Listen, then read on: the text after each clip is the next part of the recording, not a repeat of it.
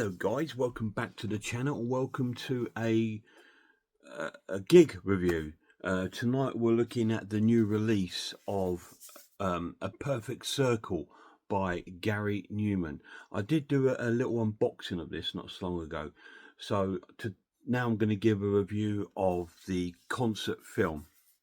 Now this is recorded live in 2022. Let me double check. It's at Wembley Arena. There's a history behind this gig. Yeah, 2022. Gary played Wembley in 1981, which was his farewell concerts. Because he hit like fame in such a short time, so quick, he sort of burnt out and had kind of like enough, and he wanted to retire from touring. So he arranged like a few nights at Wembley Arena. I went to one of them in 1981. So it's fantastic to relive some of those sort of memories of Gary back at his one of his haunting grounds. Hammersmith Odeon and Wembley Arena were the grounds where I saw Gary Numan in the sort of 80s and 90s.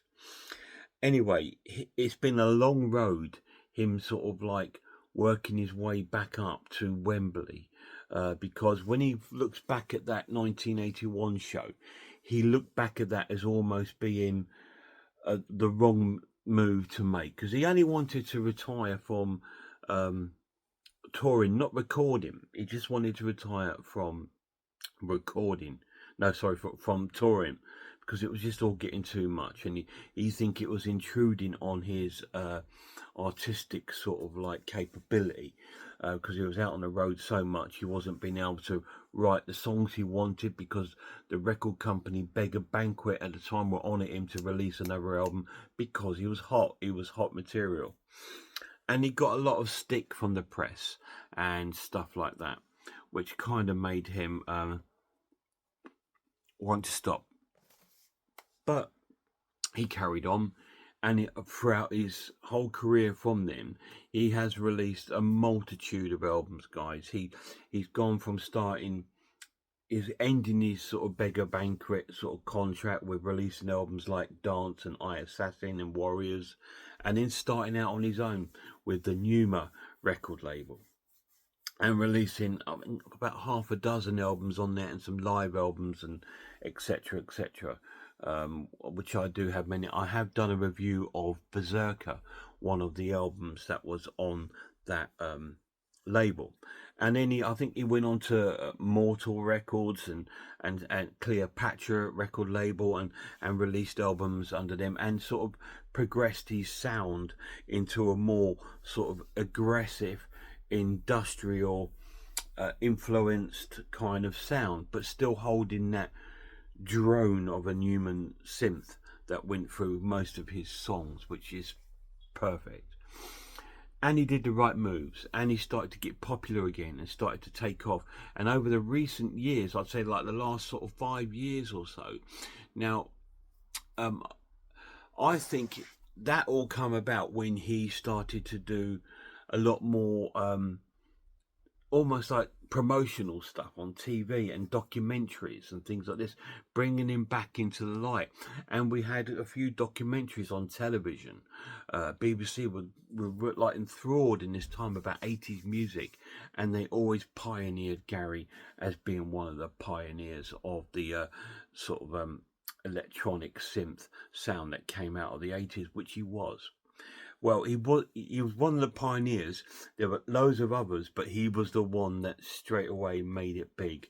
While all the other bands like Ultravox, Human League, OMD, and all these sort of tried for years to sort of like make it, and then Gary came through and wallop straight up, and that's kind of what happened, and it was too much anyway. So he's had that sort of battle, and now he went back to Wembley on this 2022 on his tour of the Intruder album, and they finally released it on a Blu-ray and DVD. I'll try and put a few clips up. Hopefully it won't get shut down. I won't put any sound, but I'll put a few clips and photos up as I go along. And he's finally released the sound CDs, double CD and Blu-ray of the concert. So I'm going to review it slightly. It's an amazing concert. It's incredible. It's like the ultimate micro music revenge sort of concert. It's because it's got elements of that sort of grand spectacle of micro music, but then it's got that modern feel with obviously his new musicians from now, because no one from that day really plays with him back now. I mean, the only sort of one that's, well, I think the one that's been with him the longest there now is probably Steve Harris and Dave Brooks. But yeah, so it's kind of like he's had a circular of changing of musicians throughout his career. When we start with the early Tubeway Army bands with Cedric Sharpley and Billy Currie and Chris Payne and Russell Bell, etc., and Paul Gardner, and then sort of like the 90s we had Aid Orange come in and other musicians make their way into Gary's sort of foreground, and then again we had another flourish of musicians come through, including members from the Prodigy and all these wonderful people. Rob was in the band as well, and obviously Aid Fenton, and Aid Fenton then went on to become Gary's sort of producer. Anyway, this concert is absolutely fantastic. It's a really cool light show. The set list is amazing. I'll run you through the set list of the concert. It starts with Intruder, Remind Me to Smile, Halo, Metal, Ghost Nation, The Gift, Film, Pure, Resurrection, Down in the Park, Dead Sun Rising, Is This World Not Enough, Every Day I Die, A Black Sun, My Name is Ruin, Cars, Me I Disconnect From You, Love, Hurt, Bleed, The Chosen, We Are Glass, Joe the Waiter, Me, Our sorry, I just missed a song out, A Prayer for the Unborn, and Our Friends Electric. So it does cover quite a huge bit of his career. Sadly, it kind of misses out a lot of that middle part of the late 80s and early 90s stuff, which for some reason Gary does seem to leave alone. Now and again he'll put something in like My Breathing or something like that, but it would be great if he had a track from Warrior, even the sound, even the main track Warriors would have been fantastic, and maybe a song from Berserker in there, like Cold Warning or something like that. But unfortunately he seems to have not put that into this set. He's concentrated on the beginning of the career and the most popular of the career now.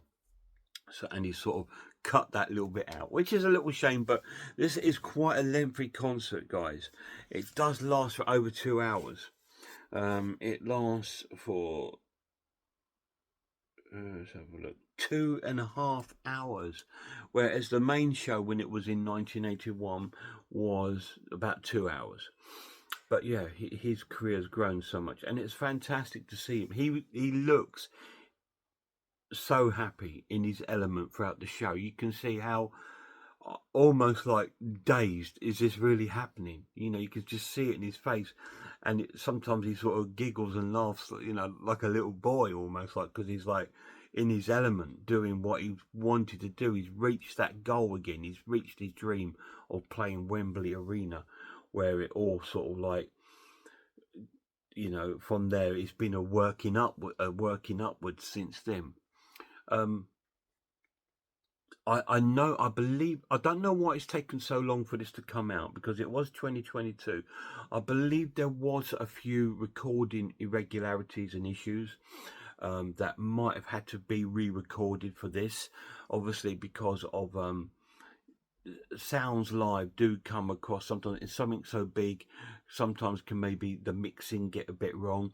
So obviously I reckon the time's been taken to mix it right, maybe add a bit of strength in some of the sounds on the recording, which a lot of bands do even on live recordings. There's very few that are 100% sort of like not being sort of mixed or dubbed or anything like that. It's just the way it's recorded, and live recordings are another format of a studio album. A studio album, they can take time, they can mix it, they can rearrange it, they can add bits, take bits out, they can up bits and take things down, strengthen vocals up and all that. So why not do that with a live album? If you want that album to sell well, surely you want it to sound and look cool. And I've got to say, it sounds spectacular, absolutely spectacular.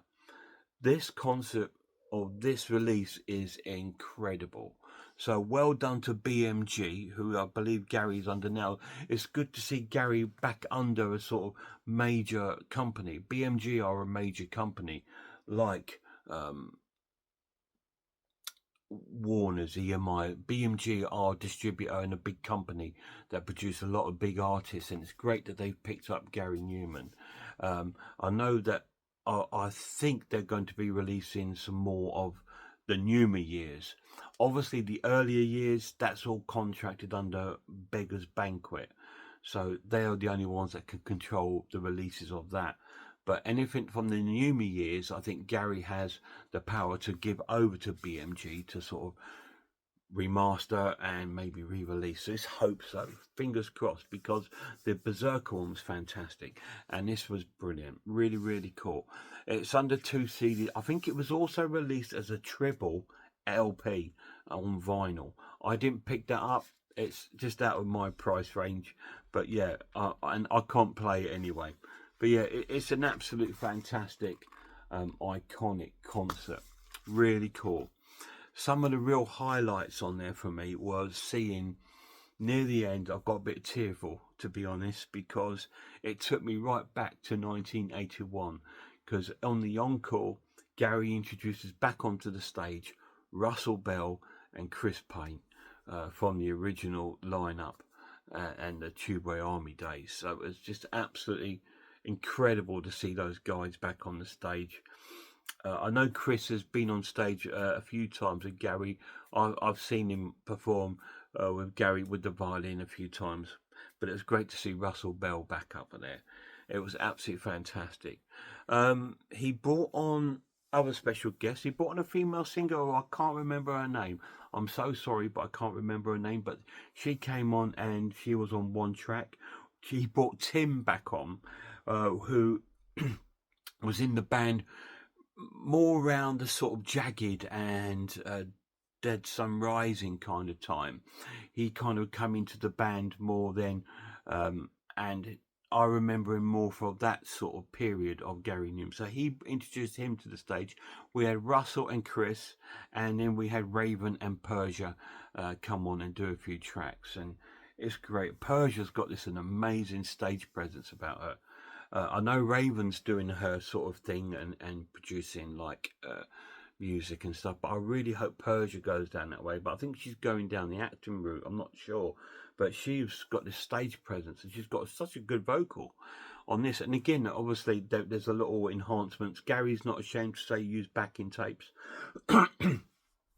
Why wouldn't you? I mean, you're in your 60s. You're going to be, your voice is not going to be what it was, but you know, and so sometimes you'll get like a backing tape on these sort of performers. A lot of bands do it just to give that strength behind the vocal.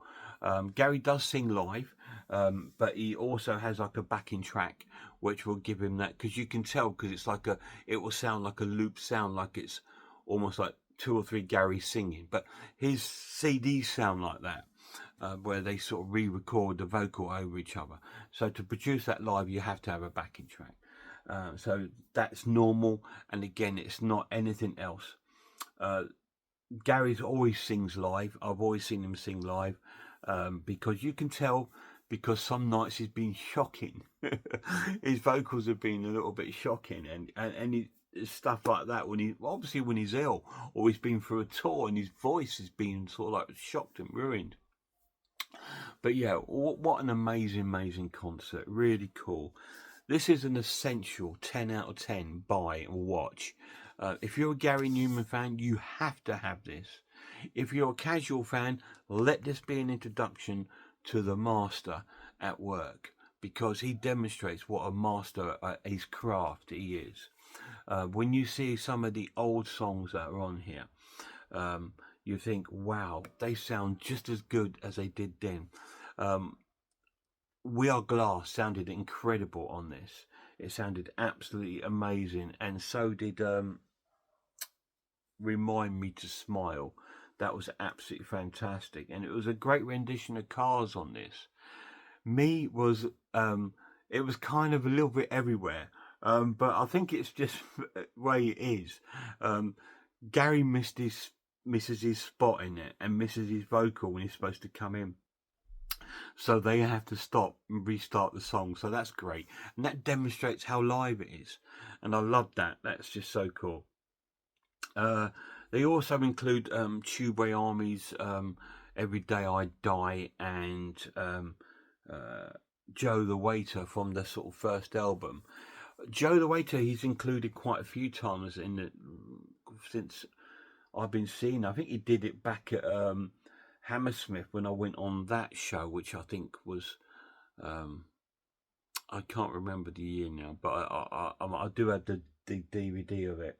I'm sure he did it, and it's not one of my favourite songs, to be honest. It's done with acoustic guitars, and it's just not one of my sort of go-to songs of his. But he obviously enjoys playing it.